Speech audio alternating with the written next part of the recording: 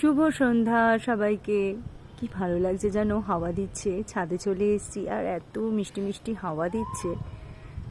আরও ওই যে চাঁদ মামা, সামনেই তো পূর্ণিমা।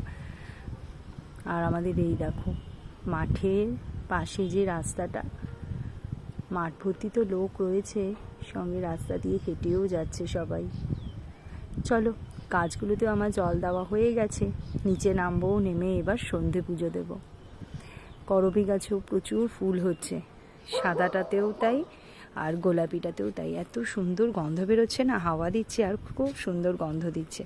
ফুলগুলো দেখবে, ফুলগুলো বেশ বড় বড় হয়েছে। এই দেখো বড় বড় হয়েছে ফুলগুলো আমার।